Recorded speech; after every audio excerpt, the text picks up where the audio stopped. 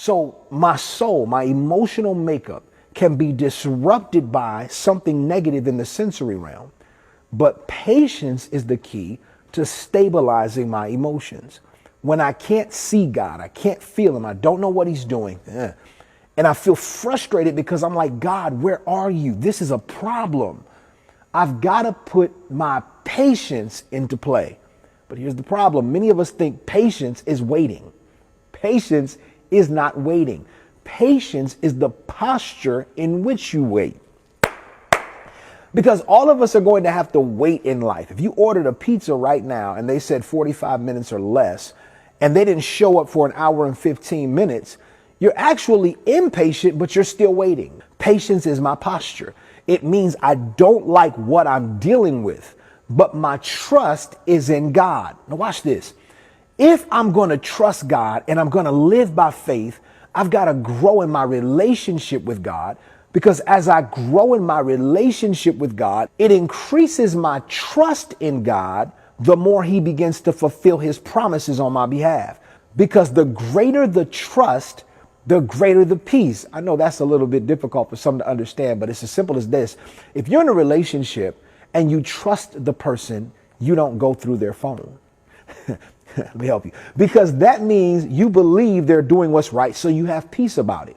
But if you don't trust them, every time they set their phone down, you're trying to get the facial recognition and the passcode to see what are you up to, which means that person, by doing something to remove trust, has disrupted your peace.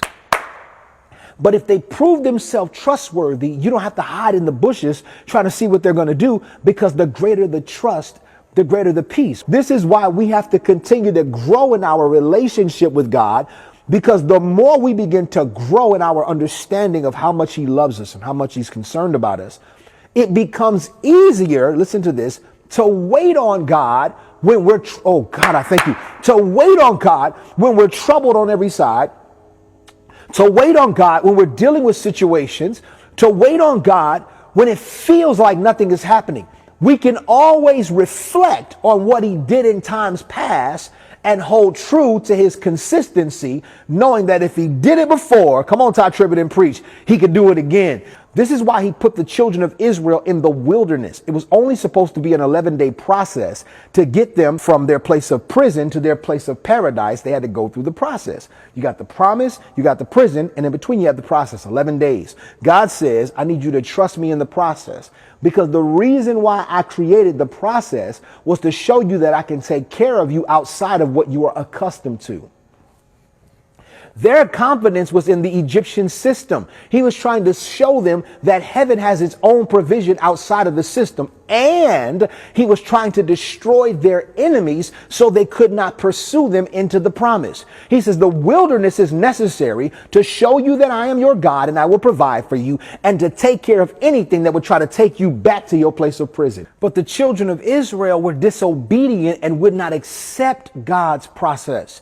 And because of it, it was extended to 40 years. What was only supposed to be a short process, because they were not patient, it extends to 40 years. Being impatient won't make God hurry up. I love you, Jesus. It won't. Now watch this. Had they made the journey in 11 days, the land they went into would have been prepared for them, and they would have enjoyed the spoils of it without much warfare.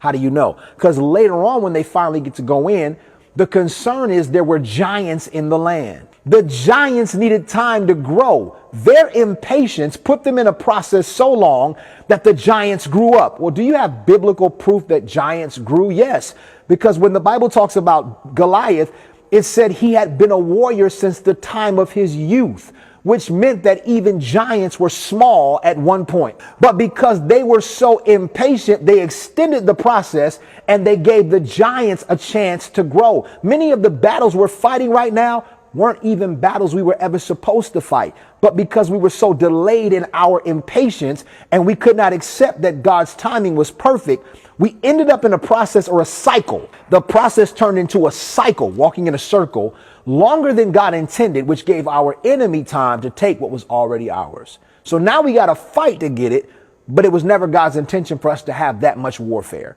Don't bring more warfare into your life because of your inability to wait on God.